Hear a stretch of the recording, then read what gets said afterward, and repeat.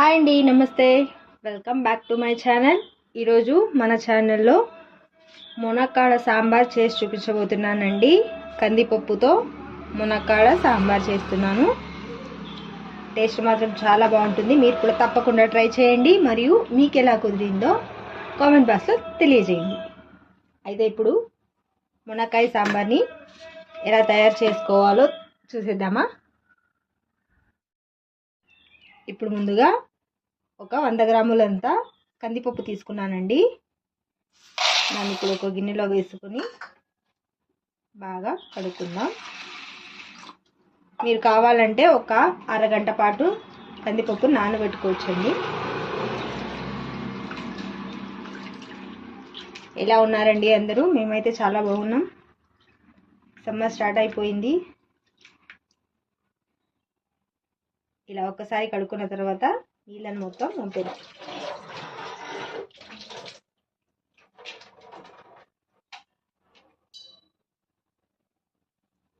ఇలా నీటిని వంపేసి దీన్ని ఇప్పుడు కుక్కర్లో వేసుకుందామండి. ఇప్పుడు దీన్ని కుక్కర్లోకి వేసేసుకుందాం.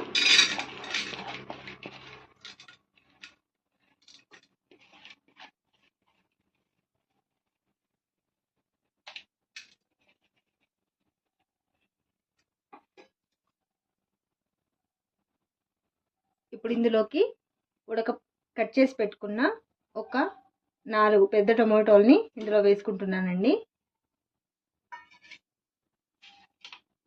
అలాగే ఒక చిన్న ఉల్లిపాయ 4 చీలికలు చేసుకున్నాను, దాన్ని కూడా వేసుకుంటున్నాను. ఇప్పుడు ఇందులోకి ఒక 1/2 టీ స్పూన్ అంతా పసుపు వేసుకున్నానండి. ఇప్పుడు పప్పు ఉడకడానికి సరిపడా నీళ్ళను కూడా పోసుకుందాం.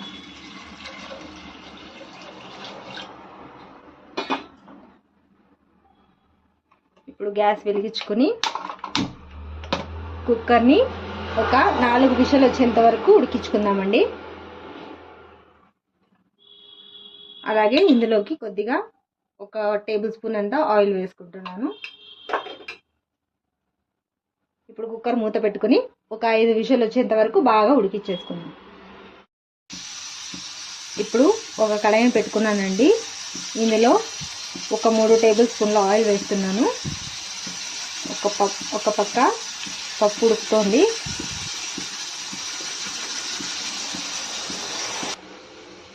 ఇలా కొద్దిగా ఆయిల్ హీట్ అయిన తర్వాత ఇందులో ఉల్లిపాయలు వేసుకుంటున్నానండి. పెద్దగా కట్ చేసిన ఉల్లిపాయలు వేసుకుంటున్నాను.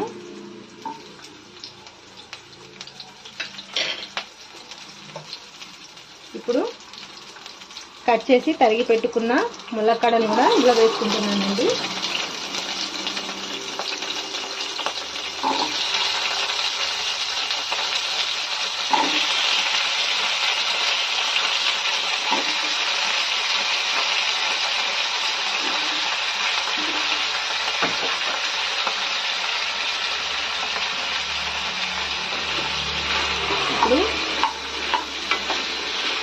ఆయిల్లో బాగా వేయించుకుందాం.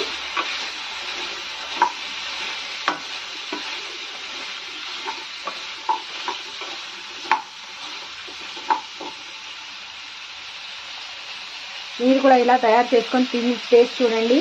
నచ్చితే కామెంట్ చేయండి.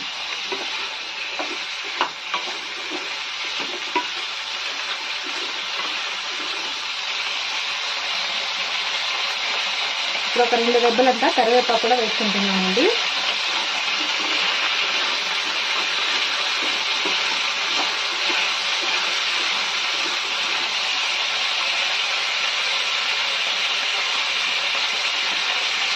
ఇలా మూత పెట్టేసుకుని కాసేపు ఉడికించుకుందామండి.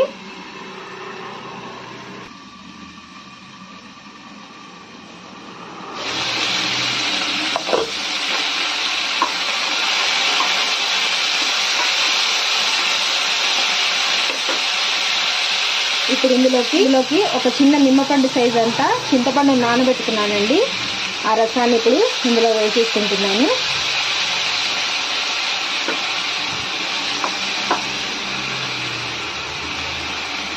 మునక్కాయకి మొత్తం చింతపండు గుజ్జు మొత్తం ఇలా పీల్చుకుంటూ ఉందండి.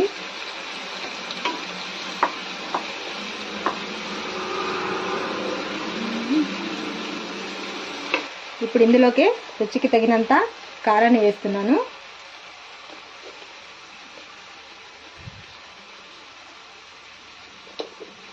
ఒక 2.5 స్పూన్ వేసానండి. మా ఇంట్లో కారం స్పైసీ కొంచెం ఎక్కువ తింటారు కాబట్టి నేను 2.5 స్పూన్ వేసాను. అలాగే 1 టేబుల్ స్పూన్ సాంబార్ పొడి వేసుకుంటున్నానండి. 1.5 టేబుల్ స్పూన్ వేసాను.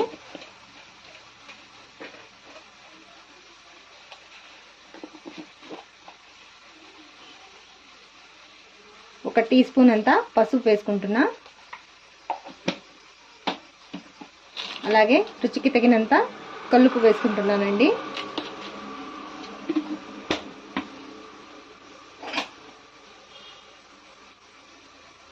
ఇప్పుడు దీన్ని బాగా కలిపెట్టుకుందాం.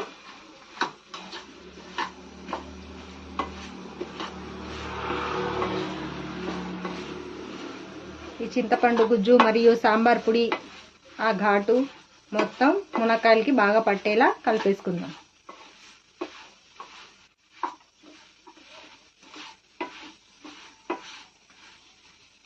ఇప్పుడు దీన్ని మూత పెట్టేసుకుందాము. సిమ్లో పెట్టేసుకుని మూత పెట్టేసుకుందామండి.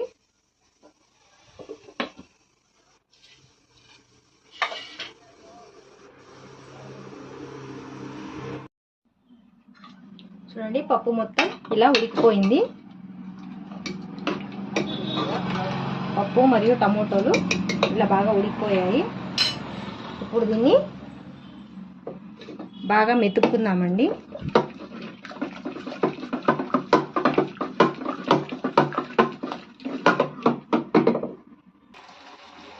చూసారా, మునక్కాయలు ఇలా బాగా ఉడుకుతున్నాయి. ఇప్పుడు ఈ మునక్కాయల్ని ఈ పప్పులోకి వేసుకుందామండి.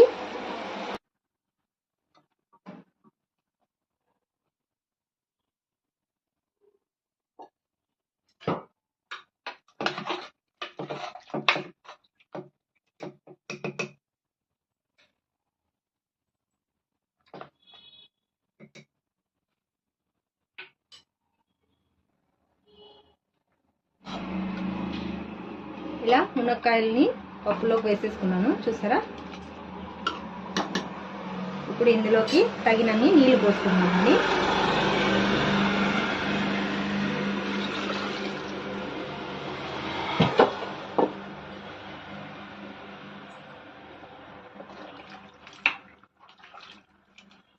ఈ మోతాదులో ఉంటే సరిపోతుందండి. చాలా గట్టిగా ఉన్నా కూడా బాగోదు తినడానికి, అలాగని చాలా పలుచగా ఉన్నా కూడా బాగోదు.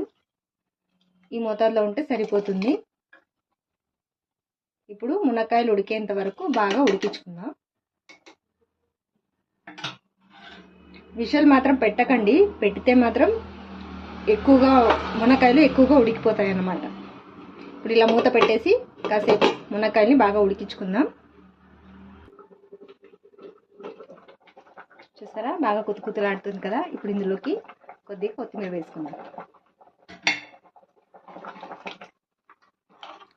మునక్కాయని నేను ఎందుకు అలా ఫ్రై చేశానంటే, ఒకప్పుడు మనము తినేటప్పుడు మునక్కాయ లోపల సప్పగా ఉంటుందండి. అలా సప్పగా ఉండకుండా ఉండడం కోసం నేను మొదట్లోనే ఆయిల్లో వేసుకుని మొత్తం ఉప్పు కారం మొత్తము వేసి అది పీల్చుకునేలా ఫ్రై చేశానండి. ఒకేసారి మనం ఇలా వేసామంటే లోపల సప్పగా ఉంటుందండి. ఇప్పుడు అలా ఉండదు.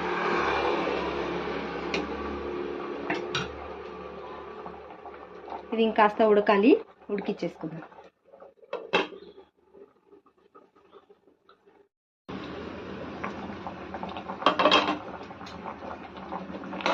చూసారా, ఇప్పుడు బాగా ఉడికిపోయాయండి. ఇప్పుడు దీన్ని దించేసుకుని పోపు పెట్టేసుకుందాం. మునక్కాయ పులుసు రెడీ. ఇప్పుడు ఒక కడాయి పెట్టుకున్నానండి. అందులో పోపుకు సరిపడా ఆయిల్ వేసుకుంటున్నాను.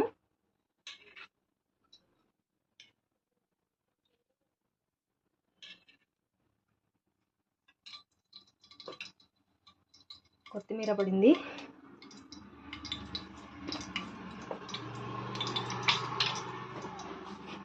ఇలా ఆయిల్ కొద్దిగా హీట్ అయిన తర్వాత ఒక పావు టీ స్పూన్ అంత ఆవాలు, ఒక పావు టీ స్పూన్ జీలకర్ర, దంచి పెట్టుకున్న ఒక 4-5 వెల్లుల్లి రెబ్బలు వేసుకుంటున్నాను. ఇందులో సన్నగా కట్ చేసి పెట్టుకున్న ఉల్లిపాయలు,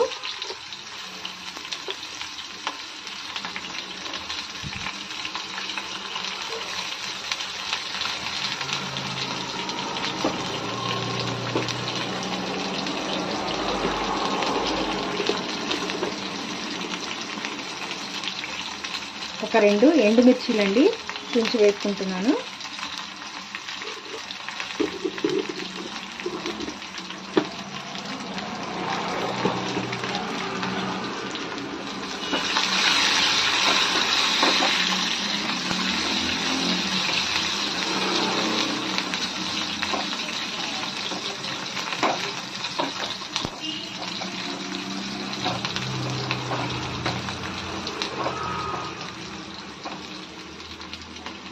ఇలా సగం ఉల్లిపాయలు వేగిన తర్వాత కరివేపాకు, ఒక 2 రెబ్బలంతా కరివేపాకు వేసుకుంటున్నానండి. మొదట్లోనే వేస్తే మొత్తం మాడిపోయినట్టు ఉంటుంది, ఇలా పచ్చ కలర్గా ఉండదండి, అందుకని చివరిలో వేసుకుంటున్నాను.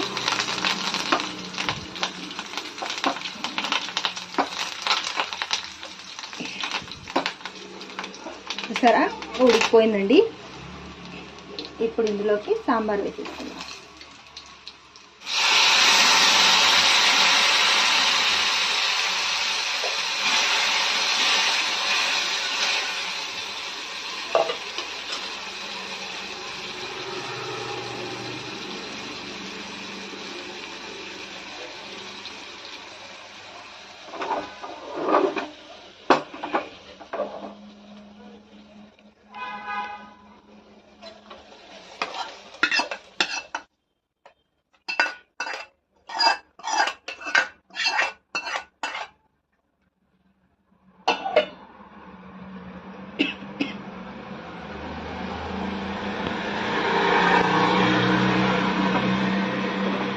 చూసారా ఎంతో టేస్టీగా ఉండే మునక్కాడ సాంబార్ రెడీ అయిపోయింది. రైస్లో వేసుకుని బాగా అప్పడాలు వేయించుకొని తింటే మాత్రం చాలా టేస్టీగా ఉంటుంది. మీరు కూడా తప్పకుండా ట్రై చేయండి. అలాగే మా వీడియోస్ కనుక మీకు నచ్చితే లైక్ చేసి, షేర్ చేసి, సబ్స్క్రైబ్ చేయండి. ప్లీజ్ నా ఛానల్కి సపోర్ట్ చేయండి. ఇంకా ఇలాంటి ఎన్నెన్నో వంటలు చేసి నేను వీడియోస్ అప్లోడ్ చేస్తూ ఉంటాను. చూడండి ఎంత బాగుందో, స్మెల్ మాత్రం చాలా బాగా వస్తుంది. ఓకే, రెడీ అయిపోయింది. అలాగే మా వీడియోస్ కనుక మీకు నచ్చినట్లయితే ప్లీజ్ సబ్స్క్రైబ్ చేసుకోండి అండ్ లైక్ చేయండి. Bye bye.